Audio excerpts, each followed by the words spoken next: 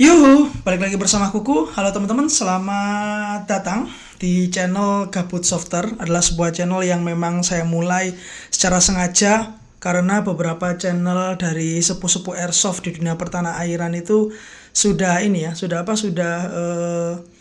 vakum ya. Kita bisa sebut Samnawi, Bibi, bahkan Mas Atsef yang saya belum pernah ketemu di real life. Jadi membuat sebuah dorongan dalam diri saya untuk bikin channel ini tanpa basa-basi lebih lanjut, karena channel ini saya belum punya editor buat ngedit bumpernya. Jadi kita lanjut bahas materi yang akan saya bahas hari ini, dan tentunya untuk teman-teman yang merasa ini bermanfaat, sebelumnya bisa di like, subscribe, komen, standar youtuber lah ya, atau di share, mungkin di share di TikTok atau gimana.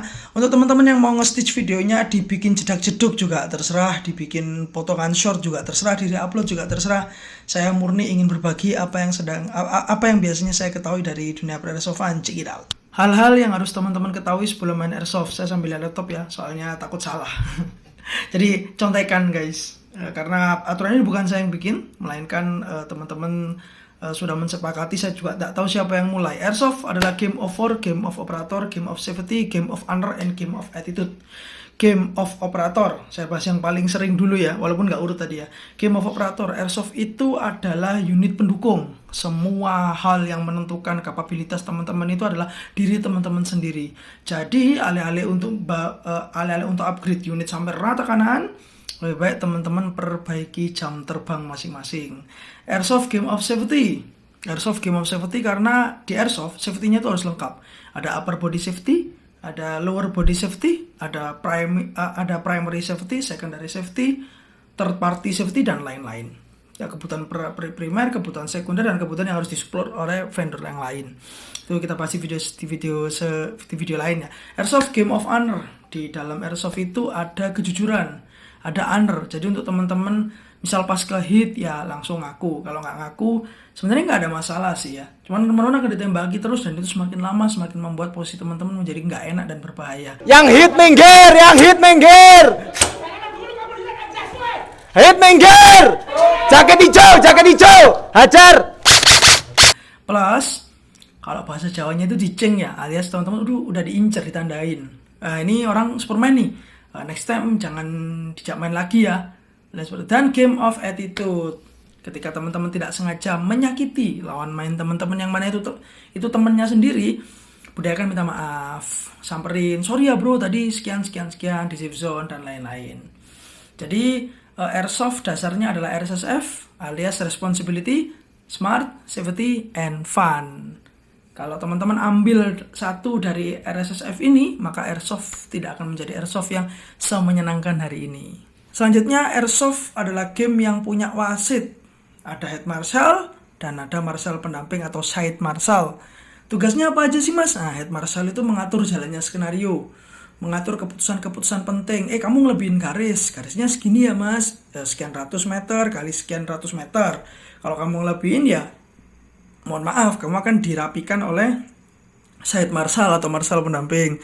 Nah, marshal pendamping tujuannya apa mas? Nontonin timer, nontonin apakah skenario itu berjalan dengan baik, ikut main. Head marshal boleh ikut main, boleh enggak. Kalau marshal pendamping wajib ikut main. Tahu-tahu tengah-tengah teman-teman lagi merumbuk tiarap, kemudian teman-teman melebihi batas yang sudah ditentukan oleh marshal, atau karena head marshal dan side marshal itu saling connect ya biasanya.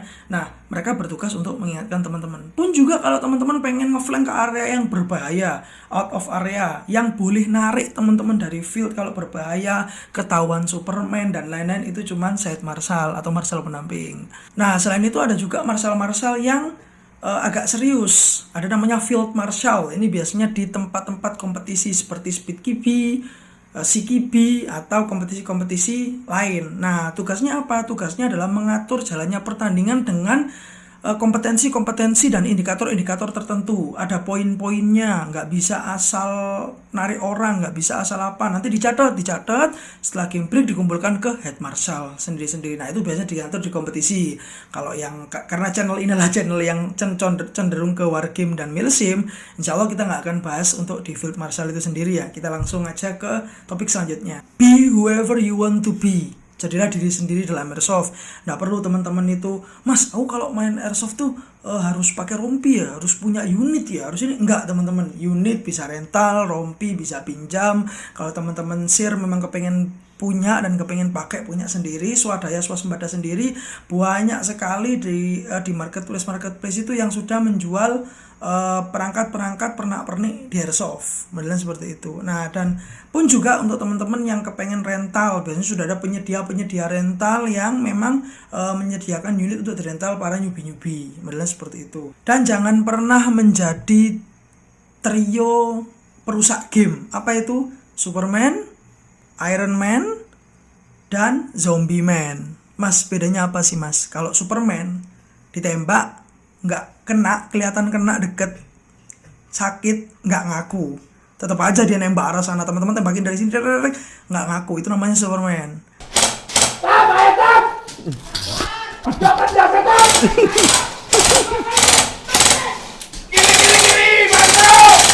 Nah, kalau Zombie Man ditembak, dia ngaku hit, dia respon di tempat, dia nembak balik. Nah, jadi zombie. Padahal respawn rules itu ada dan jarang sekali game itu yang self respawn atau self revive itu jarang sekali. Kemudian Iron Man ditembak malah nembak balik. Nggak ngaku hit dulu seperti Zombie Man, nggak juga tetap diem aja, nggak. Dia ditembak cetak. Balik malah nembak lagi atau bawa teman-temannya. Nah, itu jangan menjadi trio ya perusak game ini ya. Oke, kita lanjut ke peraturan selanjutnya, yaitu shooting rules. Apa sih mas shooting rules itu? Shooting rules adalah posisi-posisi menembak, cara-cara menembak, gaya-gaya menembak yang sudah ditetapkan atau disepakati oleh banyak sekali airsofter baik tanah air maupun luar negeri. Pun juga shooting rules memiliki beberapa kategori-kategori. Ini saya ambil unitnya aja biar nggak bingung ya. Nah, shooting rules punya beberapa kategori yang dia itu masih tidak serta-merta disepakati oleh banyak airsofter. Contohnya shooting rules yang pertama ya, blind shot. Blind shot itu sendiri ada 5 teman-teman. Ada yang pertama, dia di direct blind shot. Nah, jadi ini ada obstacle, ada sebuah halang rintang, alih-alih teman-teman seperti ini, teman-teman gini. Nah, gini atau gini. Nah, ini blind shot teman-teman. Jadi ini masih kena obstacle, unitnya aja keluar gini. Nah, itu sudah termasuk blind shot. Yang kedua, shoulder blind shot. Nah, kadang teman-teman yang masih newbie itu kalau nembak tuh dia kan gini. Nah, ini chicken wingnya kelihatan. Yang udah agak pro dia gini. Yang udah kelewat batas pro-nya biasanya dia gini. Nah, ini udah mepet teman-teman. Ini sudah mepet. Popor nempel sama bahu dan jarak dan pandangan mata unit tidak melebihi pandangan mata. Kalau teman-teman gini, nah ini namanya shoulder blind shot. Dia nggak nempel. Bisa dipahami ya? Dia nggak nempel. Nah, seperti itu. Nah, ini yang sangat dihindari. Kemudian hop up blind shot. Nah, seperti yang sudah saya pernah bahas, hop up itu seperti apa? Karena hop up itu semakin melengkung ke atas, ketika ada orang di belakang obstacle, teman-teman mentokin hop up-nya, teman-teman miringin unitnya, jadi nanti BB-nya serut gitu, kena orangnya, terus dia ngakuin. Nah, itu nggak sah teman-teman, karena itu hop up blind shot. Jadi nggak diperkenankan ya untuk menggunakan hop up blind shot. Obstacle blind shot. Nah, jadi kalau di obstacle tuh ada lubang, cuman rifle-nya doang yang bisa masuk atau unitnya doang yang bisa masuk. Kemudian teman-teman tembak itu nggak bisa, nggak boleh teman-teman. Jadi teman-teman lihat ini sambil nembak ini enak ke halang lubang, walaupun yang di sini keluar dari obstacle ya bisa ditembak ya, ini nggak bisa. Ini namanya obstacle blind shot. Padahal seperti itu, ini sangat tidak disarankan teman-teman, atau dihindari lah, janganlah, blind shot itu nggak baik. Kemudian yang terakhir ada jump shot. Nah, seperti yang teman-teman tahu, dia lompat jedes, dia lompat lagi jedes. Kalau pas kena gini nggak apa-apa. Kalau pas orangnya sudah turun unitnya masih nyisa terus nembak, itu kehitungnya blind shot. Jadi itu 5 jenis blind shot yang saya tahu dan sudah banyak yang menerapkan, makanya saya bisa negur ya. Topik selanjutnya adalah hit rules. Jadi dalam airsoft itu ada saat-saat dimana teman-teman itu nge-hit dan ke-hit.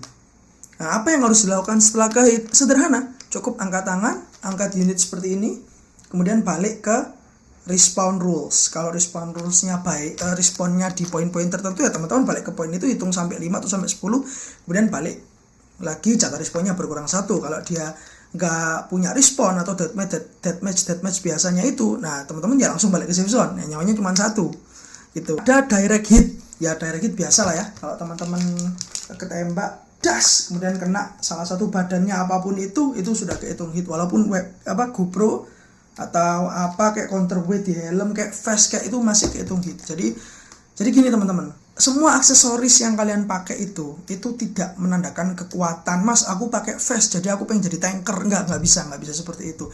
Harusnya adalah game of fun, dan tidak semua orang mau pakai vest atau bisa beli vest atau butuh vest. Nggak semua orang. Jadi hormatilah untuk teman-teman yang tidak pakai. Begitu kena langsung ngomong hit. Nah tentunya di beberapa game itu ada yang jari ini kena hit, ada yang lanjut. Ada yang sepatu itu kena termasuk hit, juga ada yang lanjut. Nah juga dari unit, kadang ada yang unit kalau ke hit pas unit gitu, ada juga yang dia itu dilanjut, ada juga yang dia sudah terhitung hit, atau ada juga yang lebih ekstrim gitu, hit primary-nya ke hit, dia taruh, dia ganti side arm, jadi dia main pakai side arm-nya. Malah seperti itu. Ada lagi ricochet hit, ini ada yang kehitung, ada yang enggak. Kalau teman-teman tiba-tiba bersembunyi di sebuah obstacle, kemudian ada obstacle lain di belakangnya, kena jedes terus kena teman-teman.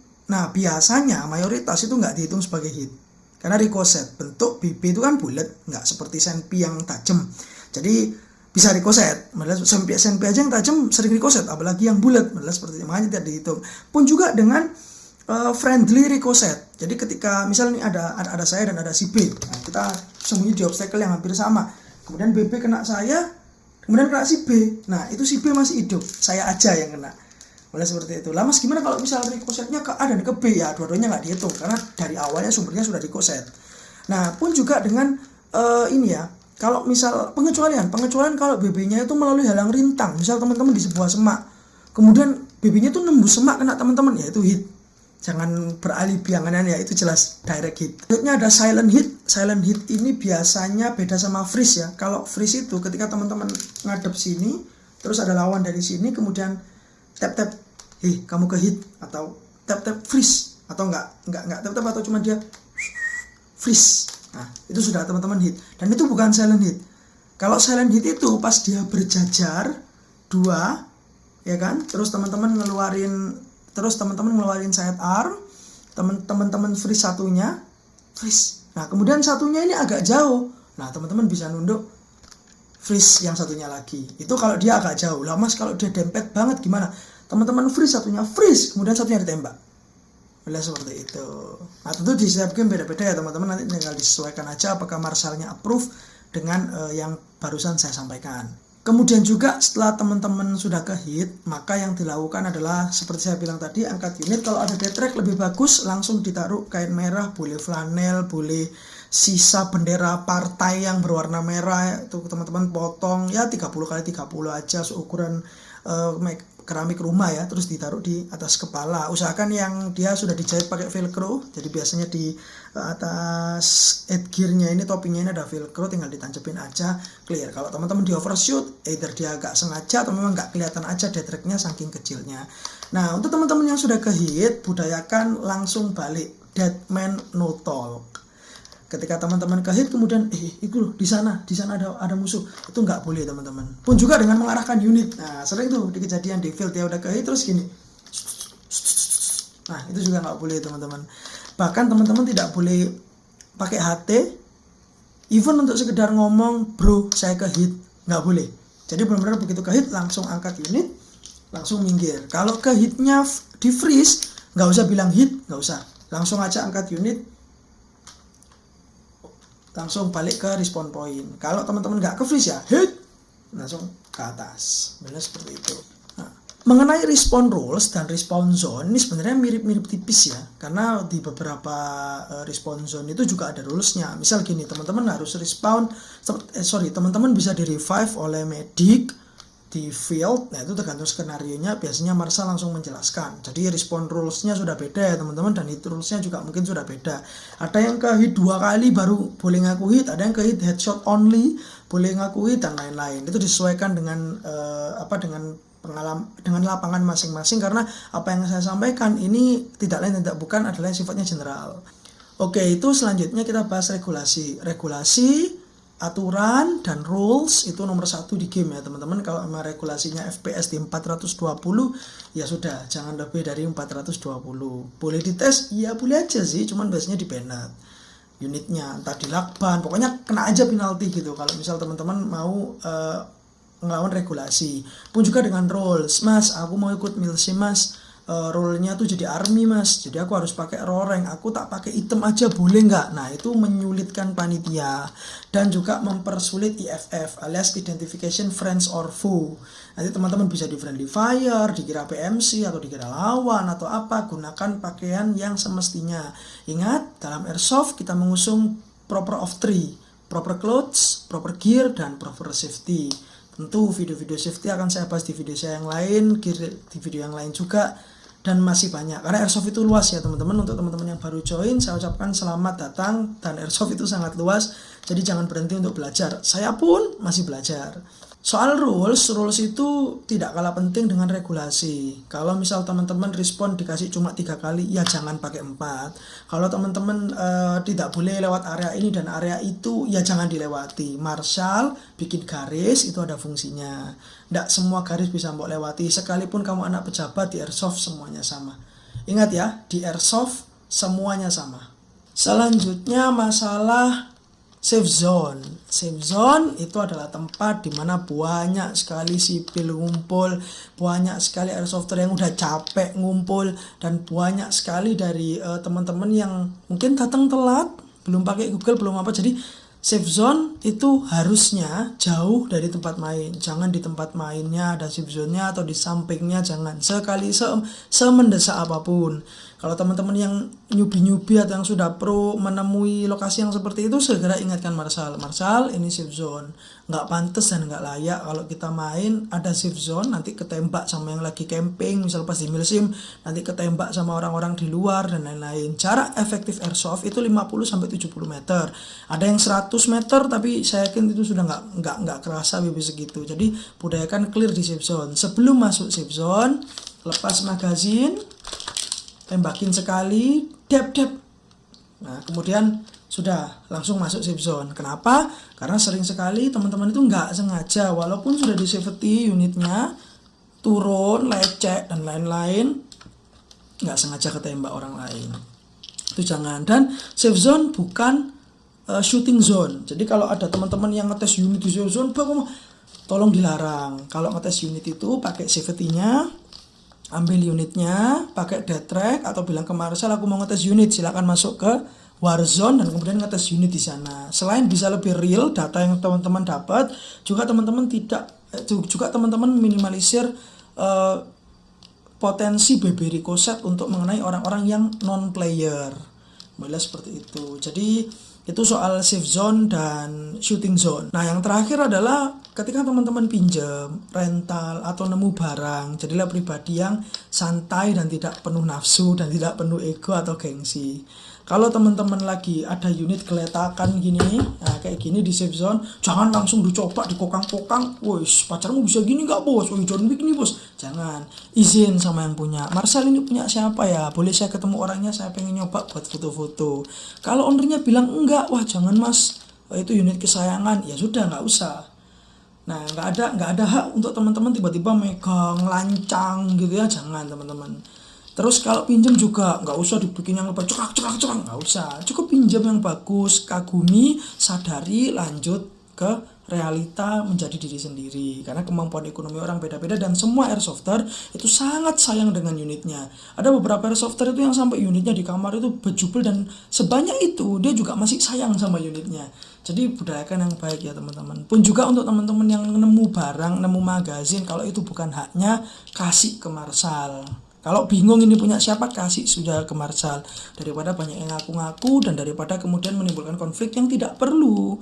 Jadi alangkah baiknya untuk teman-teman yang pinjam, rental, pengen sekedar ngokang, pengen sekedar mas saya pinjam unitnya buat foto, selalu izin owner dan selalu tanya Marshal. Itu fungsi Marshal dan fungsi owner.